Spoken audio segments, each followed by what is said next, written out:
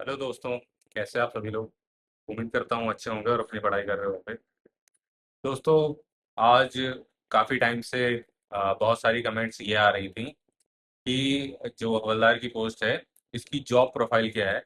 मतलब इसमें क्या वर्क रहता है और कैसे सारी चीज़ें होती हैं इसमें, और ये पोस्ट एमटीएस से कैसे अलग है।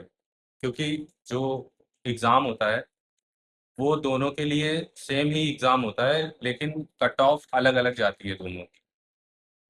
तो अभी रियलिटी बहुत सारे लोगों को पता नहीं है, और इस वजह से कई बार ऐसा हो जाता है कि लोगों की जो एक्चुअल कैपेबिलिटी होती है, वो किसी की एमटीएस होती है वो हवलदार में चला जाता है, और हवलदार होती है तो एमटीएस में चला जाता है। तो ये सारी चीज़ें अभी बहुत ज़्यादा क्लियर नहीं लोगों के बीच में।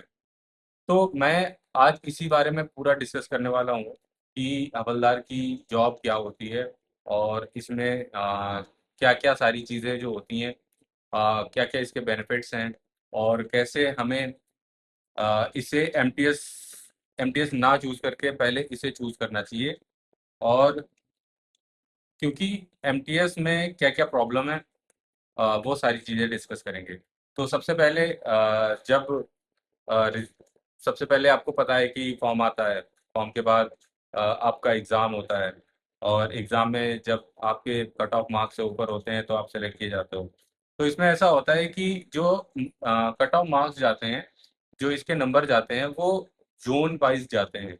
मतलब इंडिया में, पूरे इंडिया को पूरे कई सारे ज़ोन्स में बाँटा गया है। तो उसके अकॉर्डिंग इसकी हर ज़ोन की कट ऑफ अलग जाती है। तो आपको पता है कि नॉर्थ साइड जितनी भी है, उन सारी स्टेट्स की कट ऑफ जो होती है, कंपैरेटिवली हाई होती है उन स्टेट्स के जो नॉर्थ में, जो साउथ में स्टेट्स हैं, जैसे कि केरल है, या मुंबई है, या और भी बहुत सारी जो स्टेट्स हैं। क्योंकि ज़्यादातर जो तैयारी करने वाले लोग हैं, जो हमारे भाई हैं, वो कुछ ही स्टेट मेनली, जो परसेंटेज है वो ये है, जैसे कि राजस्थान है, एमपी, यूपी, उसके बाद हरियाणा, पंजाब। तो हरियाणा मेनली, मतलब यही सारी स्टेट हैं जिनके मैंने नाम लिए। तो इसी वजह से सबको अपनी स्टेट चाहिए होती है, तो सब पहले नंबर पे यही भर देते हैं, और उसके बाद धीरे धीरे करके सब डाल देते हैं, तो उसी के अकॉर्डिंग कट ऑफ जाती है। तो क्या प्रोफाइल होती है? सबसे पहले जो हमारी एक डेस्क तरीके की जॉब है, और डेस्क में जैसे आपकी पोस्टिंग कहाँ पे है ये डिपेंड करता है। जैसे मेरी पोस्टिंग अगर मैं अपनी बताऊं, तो मेरी पोस्टिंग पहले जो थी कमिश्नरेट में थी। तो कमिश्नरेट में क्या होता है, आपको कई बार जो होता है, अगर आप प्रिवेंटिव में हैं, प्रिवेंटिव में आपको रेड पे जाना पड़ता है। और कई बार जो ऑफिसर्स होते हैं, सुपरिंटेंडेंट होते हैं, वो तो वो क्या करते हैं, आपको कंप्यूटर वर्क दे देते हैं, तो कंप्यूटर वर्क उसमें करना होता है। कई बार इसमें ये होता है कि आप जो कमिश्नर है, उसके साथ आपको ज्वाइन कर दिया जाता है। तो ये सारे काम होते हैं। और अगर आप डिवीज़न में हैं, तो डिवीज़न में जो होता है, आपको नॉर्मली डायरी एंड डिस्पैच में लगा दिया जाता है। डायरी एंड डिस्पैच में लगते हैं आप।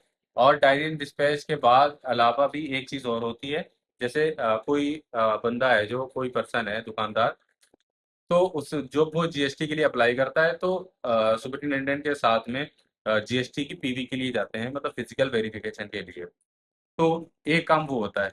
बाकी टाइम बहुत ज़्यादा मिलता है, अगर कोई चाहता है कि आगे उसको पढ़ाई करनी है, तो सारी जॉब्स से बहुत अच्छी जॉब हवलदार की है आपके लिए। क्योंकि आप, ये एक ऐसी जॉब है कि जिसमें आपको पूरा टाइम मिलता है, आपको कुछ भी, ऐसा कुछ नहीं काम है जो आपको करना पड़ता है।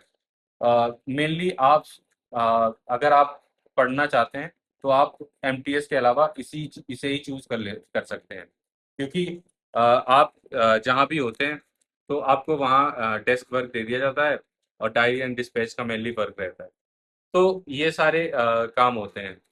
उसके बाद जैसे कभी अगर कमिश्नरेट में है, तो उसमें बहुत सारे और काम हैं। जैसे कि जो मैंने अभी डिस्कस किया वही सारे काम हैं।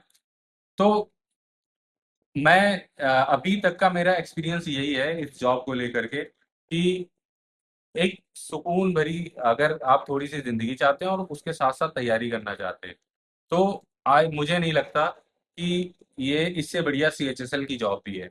आप सीएचएसएल छोड़ करके इसको भी जॉइन कर सकते हैं, और अगर सीजीएल वगैरह या यूपीएससी या कोई भी एग्ज़ाम की तैयारी करनी है, आप बेहतरीन तरीके से कर सकते हैं। और सीएचएसएल क्या ही है, आप 3 साल के बाद आप प्रमोट होके एलडीसी बन ही जाओगे। तो ऐसी कुछ भी प्रॉब्लम नहीं है, आप वो भी एक ना एक दिन बन ही जाओगे 3 साल में।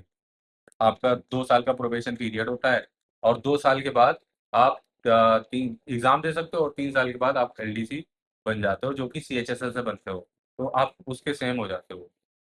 तो अगर इसके अलावा और भी आपकी कोई क्वेरी है, तो आप मुझे मेरे साथ शेयर कर सकते हैं। और अगर कोई इससे आपका क्वेश्चन है कि मैं कैसे इसकी तैयारी करूं, और इसमें क्या-क्या चीज़ें मुझे करनी चाहिए, वो सारी चीज़ें मैं अगली वीडियो में डिस्कस कर दूंगा, और उनके सोर्सेज, और जो मेरा टेलीग्राम चैनल है आप वो भी ज्वाइन कर लीजिए। वो मेरे चैनल के डिस्क्रिप्शन में उसका लिंक दिया गया है। और पढ़ते रहिए और अपना ख्याल रखिए। Thank you.